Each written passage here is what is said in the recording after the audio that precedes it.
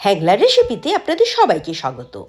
ছোটবেলায় শুনতাম বেগুনের নাকি কোনো গুণ নেই, কিন্তু বড় হয়ে জানলাম সে কথা কিন্তু একদমই ঠিক নয়। বেগুনের কিন্তু যেমন গুণ আছে, তেমন অনেক সুন্দর সুন্দর রেসিপিও বানানো যায় এটা দিয়ে।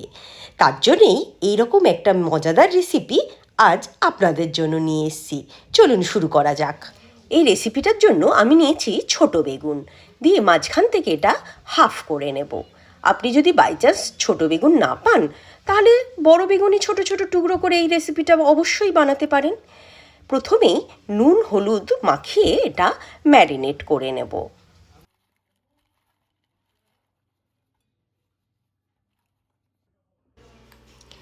এর সাথেই টুকরো করে নেব দুটো মিডিয়াম সাইজের টমেটো। এতে টমেটোর পরিমাপটা কিন্তু একটু বেশি লাগে। আর একটা বড় সাইজের পেঁয়াজ ঝিরিঝিরি করে কেটে নেব। এই রান্নায় যেই মশলাগুলো দেব তার একটা আমি জল দিয়ে পেস্ট বানিয়ে নেব। হলুদ গুঁড়ো, লঙ্কা গুঁড়ো, জিরে গুঁড়ো আর ধনে গুঁড়ো সব কিছু 2 চামচ মতো জল দিয়ে একটা পেস্ট বানিয়ে নিলাম।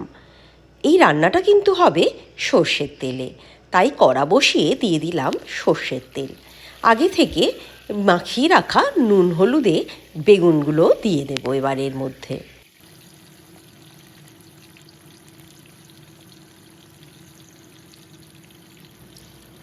বেগুনগুলোর দুপিঠি হালকা লাল করে ভেজে নেব। ভাজা হয়ে গেছে, এবার সব বেগুনগুলো তুলে নেব। ওই বেগুন ভাজার তেলেই প্রথমেই দিয়ে দেব ঝিরিঝিরি করে রাখা পেঁয়াজগুলো, দিয়ে এটা হালকা লাল করে ভেজে নেব।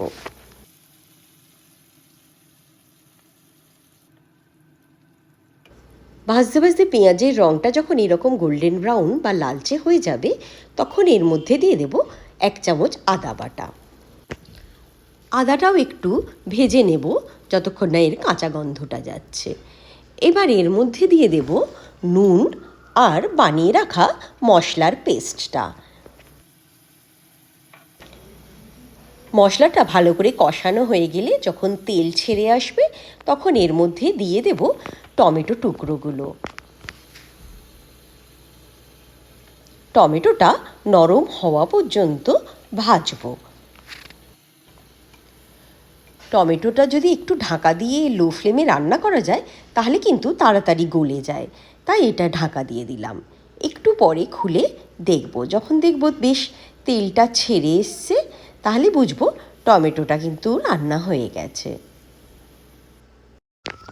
এবার একটা বাটিতে 2 টেবিল চামচ দই নিয়ে নেব, দিয়ে এটা ভালো করে ফেটিয়ে নেব যাতে একটু দানা দানা না থাকে।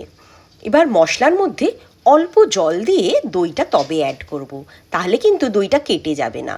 অনেকে গ্যাসের ফ্লেম বন্ধ করে তারপরে দইটা অ্যাড করে, যাতে গরমটা একটু কমে যায়। কিন্তু আমি এই ট্রিক্সটা সব সময় ফলো করি, এতে কিন্তু দই ফেটে যায় না। দইটা ভালো করে কষিয়ে তেল ছেড়ে এলে জলটা এখানে অ্যাড করব। এই রান্নায় কিন্তু খুব বেশি জল পড়ে না, কারণ বেগুন তো অলরেডি ভাজা ছিল, তার মানেই রান্না হয়ে গেছে বেগুনটা। অল্প জল দেব যাতে বেগুনের মধ্যে মশলাটা ভালো করে ঢুকে যায়। এই রান্নাটায় কিন্তু একটু গ্রেভি গ্রেভি হয়, ঝোল ঝোল নয়। এবার সব বেগুনগুলো দিয়ে ভালো করে মিশিয়ে নেব গ্রেভিটার সাথে। 5 থেকে 7 মিনিট ফুটতে দেব, দিয়ে এর মধ্যে দিয়ে দেব গরম মশলা গুঁড়ো। ভালো করে মিশিয়ে নেব। ওপর থেকে ছড়িয়ে দেব ধনেপাতা কুচি। ব্যাস, খুবই সুস্বাদু বেগুনের রেসিপিটা কিন্তু তৈরি হয়ে গেছে। এবার গরম গরম ভাতের সাথে বা রুটি পরোটার সাথে এনজয় করুন।